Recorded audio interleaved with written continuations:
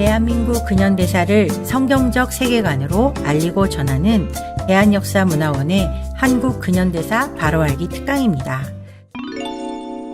또 조선의 백성들이 짊어진 멍해 중에 하나가 바로 여성 천대와 음란이었어요. 우리는 남존여비라는 말을 지금은 많이 듣지 못하지만 사실 예전에는 이 남존여비라는 사상이 조선시대에 아주 가득 차 있었죠.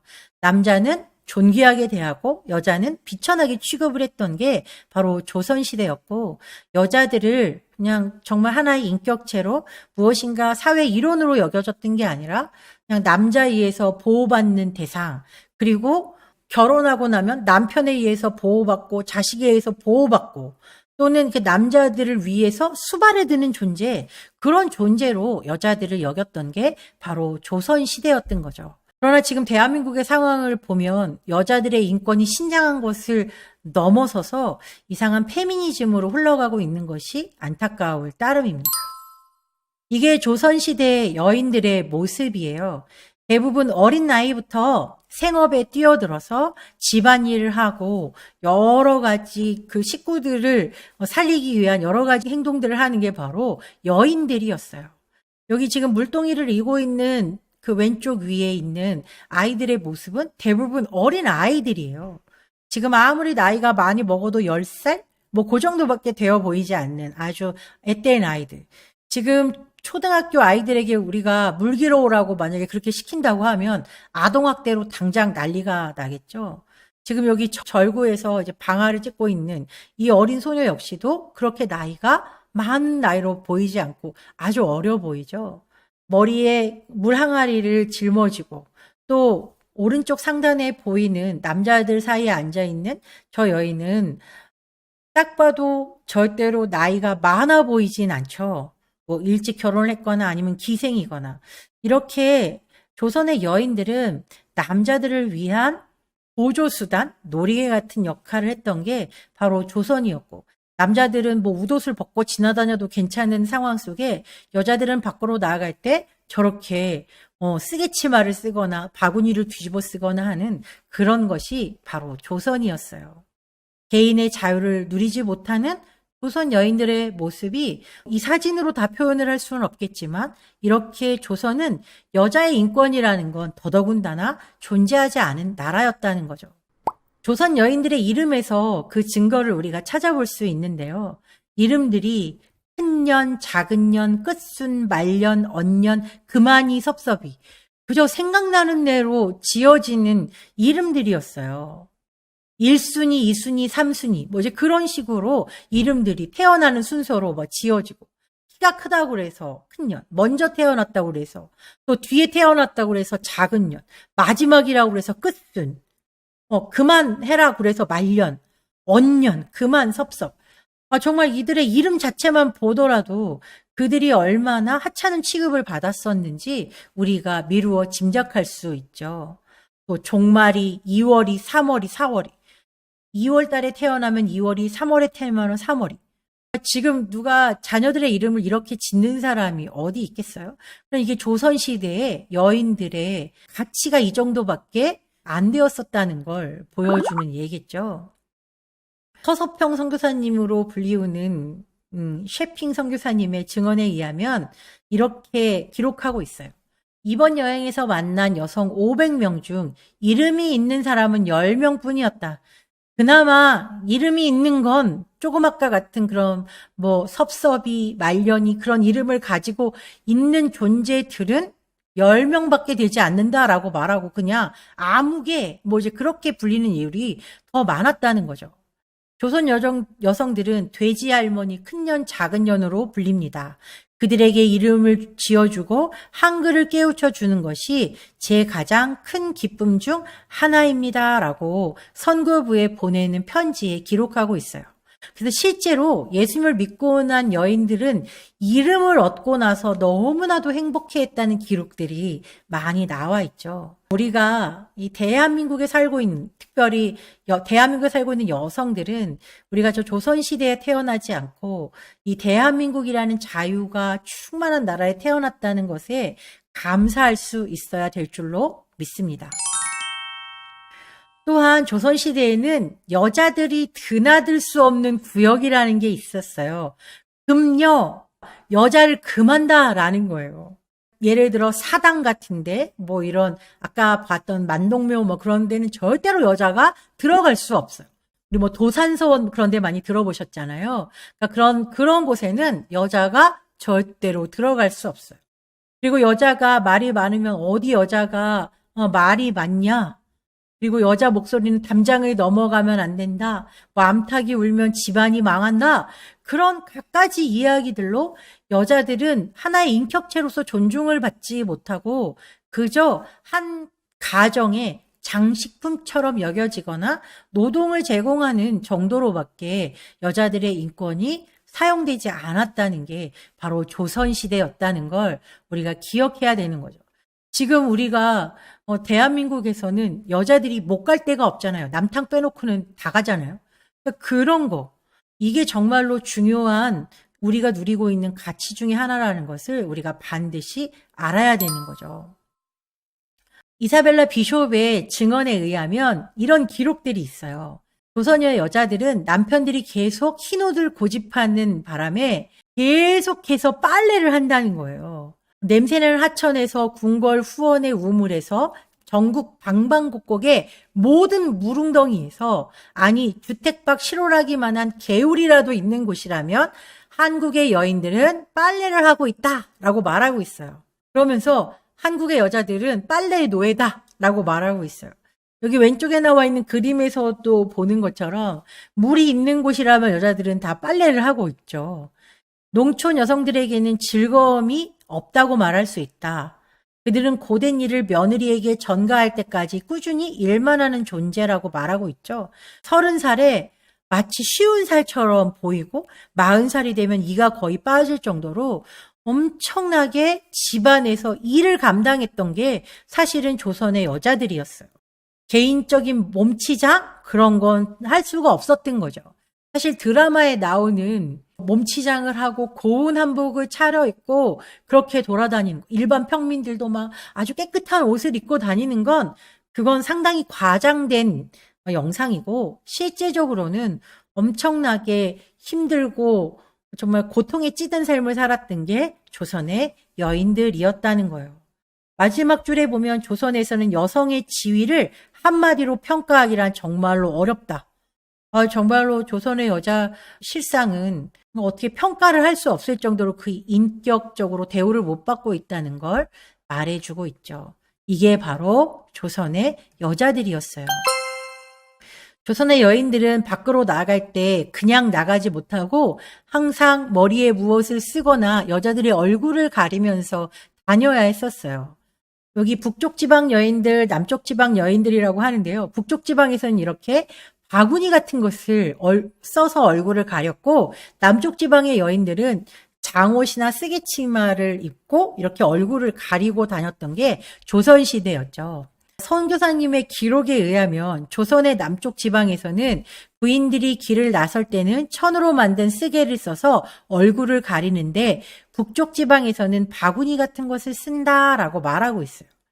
이 셔우도울 선교사님이 어렸을 때 이분은 이제 조선에서 태어나서 어머니와 함께 평양에서 그 삶을 이제 살아갔는데요. 어린 시절에 부모님이 이제 사역하시는 이제 교회로 이제 방문을 할 때 주일날 예배를 드릴 때 어른들이 예배를 드리러 들어가면 밖에 여자 성도들이 쓰고 온 그 바구니 같은 가리개가 이렇게 쭉 하고 늘어져 있는 거예요. 셔우도울 선교사님이 친구들과 함께 저 바구니 속에 숨어가지고 숨바꼭질을 하다가 어른들한테 혼이 났다는 기록이 그의 기록에 이제 써 있거든요. 그러니까 그만큼 아무리 작은 아이들이라고 해도 그 아이들이 들어가서 숨을 수 있을 정도의 크기의 바구니를 여자들이 길을 나설 때마다 항상 쓰고 다녔어야 됐다는 거예요. 조선의 여자들은 이렇게 남자들 때문에 계속 힘든 삶을 살고 있었던 거죠. 뿐만 아니라 조선에서는 정말 어처구니 없는 일들이 엄청나게 많이 일어났어요. 먼저 왼쪽에 있는 사진부터 저희가 설명을 해보자면 특별히 신분이 낮은 여인들일수록 그들의 삶은 사람의 취급을 받지 못했었거든요. 그러니까 백정각시 노름이라는 게 있는데 이 백정각시 노름이라는 것은 백정 여자가 길을 지나갈 때 뭐 양반 남자나 평민 남자들이 그 여자를 지목하면서 내가 오늘 백정각시 노름을 할 거야 라고 하면 그 여자의 옷을 훌떡 다 벗겨가지고 마치 여자를 말처럼 타고 다니면서 온갖 그 여자들에게 수치심을 안겨줬던 아주 있어서는 안 될 놀이가 백정각시 노름이었어요. 이렇게 백정이라는 신분을 가지고 있는 사람들은 사람이 아니라 짐승과 같은 대우를 받았던 게 그 조선의 모습이었다는 거죠. 특별히 여자들은 더 심각한 아픔을 겪을 수밖에 없는 거예요. 또 조선에는 칠거지약이라고 하는 아주 나쁜 풍습이 있었는데 아내를 버릴 수 있는 근거였어요. 아들을 낳지 못할 경우, 음행을 했을 경우, 시부모를 섬기지 않는 경우, 말이 많은 경우, 도둑질을 하는 경우, 질투를 하는 경우, 나쁜 질병이 있는 경우, 뭐 음행을 했을 때, 시부모님을 섬기지 않았을 때, 뭐 그건 그렇다 칠 수 있지만 아들을 낳지 못하거나 말이 많거나 또 질투를 하거나 나쁜 병이 있다고 하면 더 돌봐주고 부인에게 기회를 줘야 되는 게 맞는데 그렇지 않았던 거죠. 그러니까 조선은 여자들이 살기에는 정말로 끔찍한 세상이었다고밖에 표현을 할 수 없을 것 같습니다. 아펜젤러 선교사님의 증언은 이렇습니다. 조선의 양반들은 아주 비열한 습관을 가지고 있는데 그들은 결혼 후 3일 동안 부인과 살고 그 후에는 더 이상 같이 살지 않는 사람들이 많다는 거예요. 누구랑 사냐? 첩들과 사는 사람이 많다는 거죠. 그러면서도 가여운 본부인에게 정절을 강요하고 만약 부인이 도망가거나 정절을 벌이면 관리에게 끌고 간다. 관리는 그녀들에게 매질을 한 다음 자기 종에게 줘버린다. 양반의 부인들은 평소 혼자서 집 밖으로 외출하는 것조차 불가능하다라고 말하고 있어요. 물론 우리가 음행을 저지르는 것은 아주 있을 수 없는 일이긴 하지만 그러나 남자들은 모든 것을 자기 마음대로 그렇게 하면서 여자들에게만 그 어떤 자유도 허용하지 않았던 게 바로 조선시대였던 거죠. 더군다나 이 시골 마을에서 예전에는 이제 지참금 제도라는 게 있었는데 결혼을 하려면 남자들이 여자 집에 돈을 주는 거예요. 그러니까 마치 여자들을 돈 주고 사오는 것 같은 그런 느낌도 이제 있는 거죠. 그런 상황에서 가난한 사람들은 사실 돈이 없으니까 결혼을 못하는 노총각들이 많이 늘어나고 또 부인이 죽은 호라비들이 이렇게 생길 수도 있잖아요. 그러니까 돈이 없으니까 누군가를 데리고 오는 그런 상황들은 꿈을 못 꾸는 상태에서 누군가 그 동네에서 과부들이 생길 때를 기다리는 거예요. 그랬다가 그 여인들을 보쌈해 오는 그런 상황들이 있는 거죠. 여자의 의견과는 아무런 상관이 없이 그저 남자들이 여자를 도둑질해 가면 그대로 살아야 하는 그런 상황들. 그게 바로 조선 여인들의 가련한 상황들이었어요. 이 사진은 무슬림인 비비 아이샤라고 하는 여인의 사진인데요. 그녀가 아프가니스탄에 살면서 12살에 결혼을 하게 돼요. 18살 때 남편의 학대에 더 이상 견딜 수 없어 도망을 치다가 붙잡혀서 직결 심판을 받고 그의 코가 잘려나간 모습이에요. 지금 봐도 얼마나 참혹한 모습인가요? 이런 일을 보면 우리는 저렇게 미개한 나라가 어떻게 있을 수 있을까? 이런 나라가 이 지구상에 있다는 게 정말 너무나도 안타깝다. 우리는 그렇게 생각하잖아요. 그러나 불과 100년 전 조선에서도 이런 일은 일어나고 있었다는 거예요. 로버트 부스 선교사님의 고백에 의하면 여인들은 남편에 의해 코가 잘리고 발에 화상을 입고 빈사 상태로 구타를 당한 사람들이 많았다라고 이렇게 표현하고 있고 서재필 선생도 이 세상에서 제일 불쌍한 인생 중에 하나가 조선 여자들이었다라고 이제 말을 하고 있죠. 이 사진은 보구여관이라고 하는 우리나라 첫 간호학교의 졸업사진인데요. 오른쪽에 있는 김마르다라는 분의 얼굴을 자세히 한번 살펴보면 그녀의 코가 조금 이상하다는 것을 발견할 수 있어요.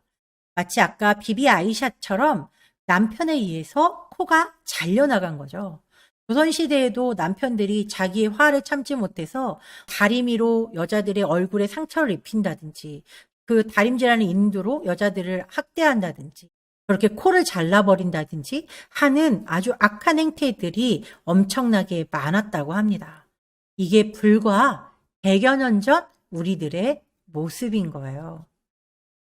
이렇게 조선의 여성들 또 많은 사람들은 자신들의 인권이라는 것은 누리지도 못한 채로 이렇게 비참한 종의 멍에를 메고 하루하루를 살아가게 됐던 거죠. 또한 조선 백성들이 짊어지고 있던 이 모든 멍에들의 근본이 될 수 있는 것이 바로 미신과 제사, 우상숭배였습니다. 마을 곳곳마다 선앙당, 성황당, 또 이렇게 장승들을 만들어 놓고 또 저렇게 사당을 만들어서 문중 사람들이 가서 제사를 하고 뭐 이제 그런 거, 또 무당 구슬하는 그런 일들이 사실은 비일비재했던 게 조선시대였어요. 제사도 얼마나 많은지 가족들이 지내는 제사, 문중의 제사뿐만 아니라 왕이 주관하는 종묘 제례까지 어마어마한 이런 제사와 미신의 풍습들이 조선을 꽉 잡고 있었죠. 우리가 조선의 양반들이 가지고 있었던 생각 중에 관혼상제라는 것, 우리가 그런 허례어식들과 더불어서 이 중국의 유교를 숭배하는 그런 사상들이 같이 합쳐져서 이런 제사의 문화나 우상숭배 문화가 아주 조선에 들끓고 있었던 게 이 조선 시대였던 거예요. 더군다나 고종이라는 사람은 이모군란 당시에 민비가 도망을 갔다가 궁으로 다시 돌아올 것을 점쳐준 무당에게 진령군이라는 군호까지 내려주면서 이 여인을 위해서 이렇게 북묘라는 집까지 내주었던 게 조선의 임금이었어요. 무당한테 물어보고 정치를 하는 임금. 이게 바로 조선시대였던 거죠.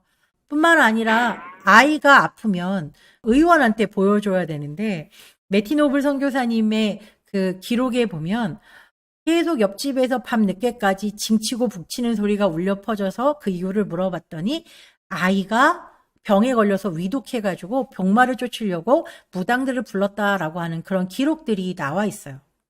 조선시대에는 사실 이 구탈 비용이면 아이들을 병원에 데리고 가는 게 맞는 상황이었겠지만 이런 일들이 조선은 비일비재하게 일어났던 거죠. 성경은 우리에게 이렇게 말하고 있어요. 사람마다 우준하고 무식하도다. 금장색마다 자기의 만든 신상으로 인하여 수치를 당하나니 이는 부어 만든 우상은 거짓이요 그 속에 생기가 없음이라.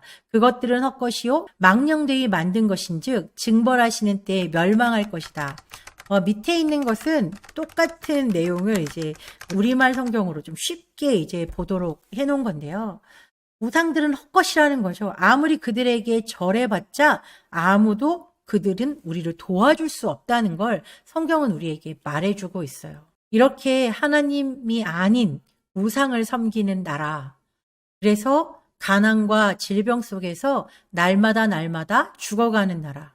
무능한 왕 때문에 백성들은 종의 멍에를 지고 신분제도 때문에 더 그 무게가 가해진 나라. 이게 바로 조선이었습니다. 이런 조선에 이렇게 모든 것이 괴로움 속에 있는 이런 조선에 하나님께서는 계획을 가지고 계셨어요. 더 이상은 이 민족을 이렇게 두지 않으리라. 마치 하나님께서 이스라엘 백성이 애굽에 종살이할 때 그들의 울부짖는 소리, 그들의 기도 소리를 들으시고 모세라는 사람을 세우셔서 애굽을 탈출하게 하셔서 가나안 땅에 들어가게 하신 것처럼 하나님께서는 이 어둠의 땅, 이 죽음의 땅에 자유의 빛을 주시는 복음을 선물하기로 작정을 하셨던 거예요. 마태복음 4장 16절에 기록된 대로 흑암에 앉은 백성이 큰 빛을 보았고 사망의 땅과 그늘에 앉은 자들에게 빛이 비추었도다 라고 말하고 있죠. 하나님께서는 그 복음의 빛을 우리에게 주시기 위해서 이런 선교사들을 보내기로 작정하셨죠. 귀출라프, 토마스, 여기에 나와 있는 선교사님들 뿐만 아니라 정말 많은 선교사들이 이 조선의 자유를 잃어버린 백성들에게 자유의 빛이 되는 복음을 전해주기 위해서 복음을 들고 순종하여 이 땅 가운데 오게 되는 것이죠. 누가복음 4장 18절부터 이제 19절 말씀을 잠깐 읽어보겠습니다. 주의 영이 내게 내리셨다. 이는 하나님께서 내게 기름을 부으셔서 가난한 자들에게 복음을 전파하도록 하기 위해서다. 하나님께서는 포로된 자들에게 자유를, 못 보는 사람들에게 다시 볼 수 있음을, 억눌린 사람들에게 해방을 선포하기 위해 나를 보내셨다. 주의 은혜의 해를 선포하도록 하기 위함이다. 예수님의 이 고백은 선교사님들에게 이어지고, 선교사들은 억눌린 조선의 백성들을 구원하는 일에 기꺼이 순종해서 이 자유를 선포하기 위해서 조선 땅으로 오게 된 거예요. 하나님께서 우리에게 주고 싶은 이 복음의 핵심은 바로 자유입니다. 하나님께서는 이 선교사들을 통하여서 먼저 죄로부터 자유를 이 조선 땅에 선물해 주기로 작정을 하셨죠. 그리고 그들이 가지고 온 여러 가지 병원이나 교육이나 이 기독교 세계관을 바탕으로 한 여러 좋은 장점들을 다 활용해서 우리를 누르고 있었던 질병과 학대와 문맹과 가난으로부터 우리를 자유케 하시려고 저 선교사들을 우리 가운데 보내주시기로 계획하신 거예요. 우리가 다음 시간에는 그 선교사님들을 통해서 이 조선 땅 가운데 어떤 놀라운 자유가 선물되어졌는지 그것을 나누어 보도록 하겠습니다. 오늘 우리가 배웠던 내용을 잠깐 정리해 보도록 하겠습니다. 조선 백성에게 쓰여졌던 종의 멍에 어떤 멍에들이 있었을까요? 왕정제도, 신분제도, 또 여성천대, 우상숭배, 또 가난과 질병, 이런 많은 종의 멍에가 조선 백성에게 씌워져 있었죠. 그런데 놀랍게도 그로부터 100여 년이라는 시간이 지난 지금 우리는 놀라운 특권을 누리고 살고 있죠. 바로 국민 주권, 개인의 자유와 또 기회의 평등을 우리는 선물 받았고, 이 법치라는 것으로 이 모든 혼란을 잘 정리해 가면서 우리에게 이 놀라운 자유가 선물되어진 것이죠. 오늘 우리가 이렇게 놀라운 특권을 누리고 있는 사람들로서 이 자유를 제대로 지켜내는 것, 그것이 우리의 사명이라고 생각됩니다. 오늘 강의는 여기서 마치겠습니다.